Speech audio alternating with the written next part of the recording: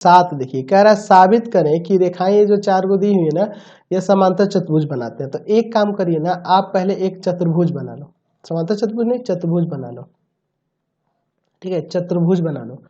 इस तरह से आप एक चतुर्भुज बना लो और यहाँ नाम दे दो ABCD। आपको दिखाना है कि ये समांतर चतुर्भुज है नहीं समांतर चतुर्भुज, ये ABCD एक चतुर्भुज है, माना ABCD एक चतुर्भुज है। तो देखिए अभी हम लोग क्या पढ़ रहे हैं, तो अभी हम लोग कोण निकालना सीख रहे हैं, तो हम लोग कोण के आधार पर ही इसको साबित करेंगे तो बेस्ट रहेगा।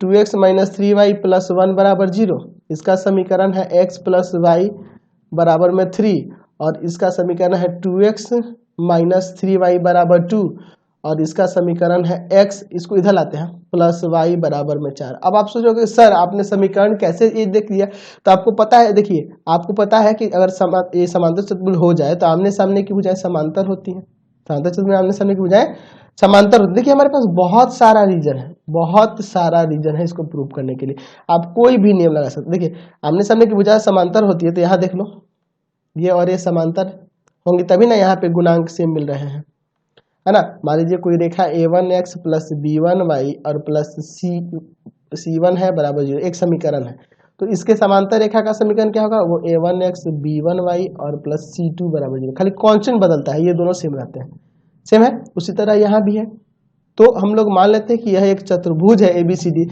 अब इसको देखिए साबित करने के लिए बहुत सारा रीजन है। एक तो आप AB और AD के बीच का कोण निकाल दो और यहाँ के भी बीच का, इस रेखा और इस रेखा के बीच का कोण निकाल दो। कोण निकालने के लिए भी फॉर्मूला tan थीटा बराबर था ना। अगर ये दोनों कोण समान हो गए, उसी तरह से यह दोनों कोण समान हो गए, तो आपका ये हो जाएगा क्या, समांतर चतुर्भुज। तो इससे अच्छा रीजन शॉर्ट में अगर समांतर चतुर्भुज में क्या देखते हैं कि आमने सामने की भुजाएं समांतर होती हैं। तो अगर हम लोग एक एक करके इसके ढाल और इसके ढाल को बराबर दिखा दे और इसका ढाल बराबर दिखा दे, तब भी काम हो जाएगा। और नहीं तो एक और अच्छा है रीजन कि AB और CD के बीच का कोण निकाल दे, AB और CD रेखा के बीच का कोण निकाल दे, तब भी हो जाएगा, है ना जी, तब भी आप दिखा सकते हो। एक काम करते हैं, कोण वाला ही आसान रहेगा हमारा, तो यहाँ लिख देते हैं रेखा AB तथा CD के बीच का कोण। चलिए तो देखो ना, यहाँ पे आपका है A1B1, A1 कितना है 2 और B1 है आपका -3, वहां भी वही है, A2 जो है आपका 2 है और B2 जो है कितना है -3 है। ऐसे तो आपको दिख रहा है, लेकिन साबित करना तो क्यों नहीं कर दे, फॉर्मूला लगा दे, tan थीटा बराबर हो जाएगा A2B1 - A1B2 और B1B2 प्लस यहाँ A1A2, यही ना फॉर्मूला होता है। तो यहाँ रख दो ना आप आराम से, चलिए तो रख दीजिए, आपको पता ही है क्या आ जाएगा। यहाँ पे A2B1, A2 कितना है जी 2 है और B1 ये रहा, तो -6 और माइनस A1B2, ये भी -6, यहाँ माइनस माइनस प्लस, ऊपर 0 आ जाएगा और नीचे हो जाएगा आपका कितना, तो 4 और प्लस में 9, यही ना होगा जी। अरे 9 + 4 चाहे 4 + 9 एक ही बात होगा, ऊपर तो 0 आ गया यानी कि 0 हो जाएगा। तो 0 हो गया यानी कि यहाँ पे थीटा का मान कितना हो गया 0 डिग्री, tan थीटा बराबर 0 यानी कि थीटा का मान यहाँ कितना हो गया 0, यानी कि एक दूसरे के समांतर है ना, इसलिए AB जो होगा CD के या DC के समांतर हो गया।